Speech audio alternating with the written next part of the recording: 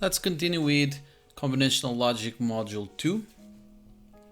And you can still go and use chapter 4 as the support reading material for this lab on Wednesday. And we're still covering this question, how to build a working circuit at the lowest possible cost. We're going to practice now what we learned on Monday, which is the K-maps. We're going to apply now on this 7-segment display project. So what is a 7-segment display? It's a form of electronic display device that displays decimal numbers. That it's an alternative to a more complex dot matrix displays. So it's kind of an easier way of representing just decimal numbers. And are widely used in digital clocks, electronic meters, and other electronic devices for displaying numerical information. And normally they are composed of 7 elements, individually on and off, that can be combined to produce these numerals.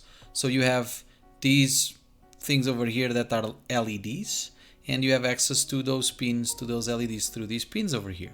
And normally the mapping is done this way, so you need to check the manufacturer for the display that you will be using, because they might be slightly different. This is just an example.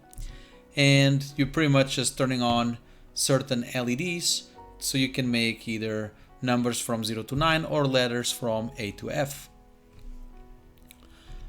Alright, so how do we put this working? We have our displays, they are LEDs, so this is just a representation, the schematic of our display. If we have LEDs, what we need to have in series with LEDs? Resistors. And then if I give power, all these LEDs are going to turn on.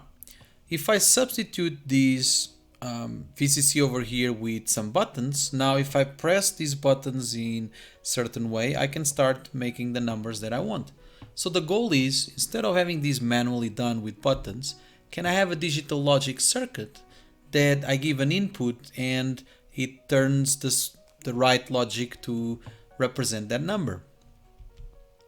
So normally we use around this value of resistors with 5 volts, just applying Ohm's law, concepts of Intro to Mechatronic Systems 1, we don't need to worry that. If you're building these, just put around 220 ohms, something around these values will be sufficient to put the LEDs working. And we're going to build our digital circuit, and the question is, why am I putting now 4 inputs over here? Well, I want to represent, let's just do an auxiliary calculation over here. So I want to represent numbers from 0 to 9, and also potentially represent also letters A to F. So what we're doing here is actually representing numbers from 0 to 15, where from 10 to 15 is letters, which is equal to 16 combinations. For 16 combinations, I need 4 bits. It's enough for that. And that's why we have 4 bits here on our digital circuit. So I can just put here a value in binary, and the display is going to represent that number in decimal. So how do I start approaching this problem? So how do we tackle this? Well, we identify what is familiar to you. If I look at here what it's familiar, you probably wonder like, I don't know, what about this digital logic circuit? Last week we covered this concept of digital black box, where we have our inputs and output. We just covered with 3 inputs, but now we have 4 outputs, and 4 inputs, and instead of 1 output, we actually have 3, 6, 7 outputs. And these letters A, B, C, D, E, F, G are mapped to the LEDs on your 7-segment display. So 4 inputs and 7 outputs. The next step, what do we do?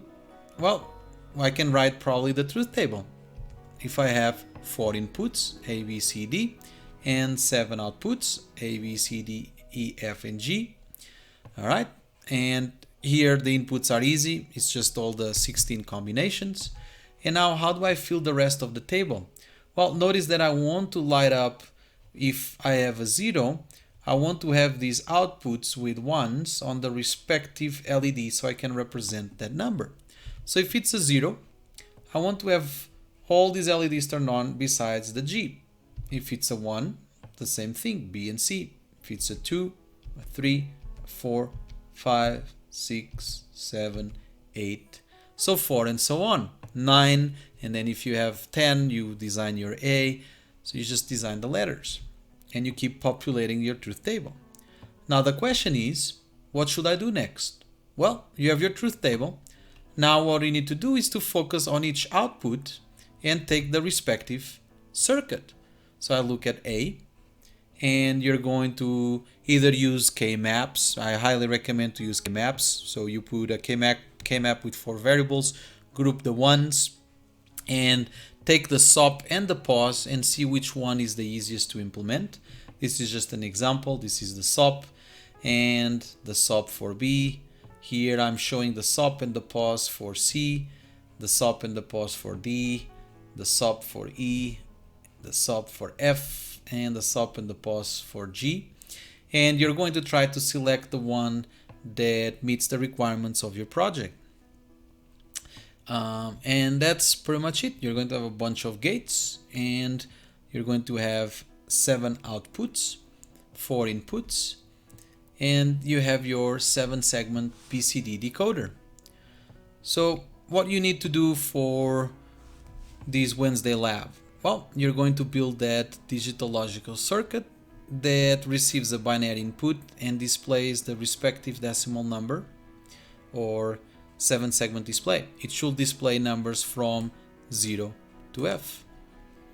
All right, give your best, and then I'll provide the solution after a day or two. See what you can do. Use Logisim to validate your answer, and you just need to use Logisim for this one and see if you can make it working. Good luck.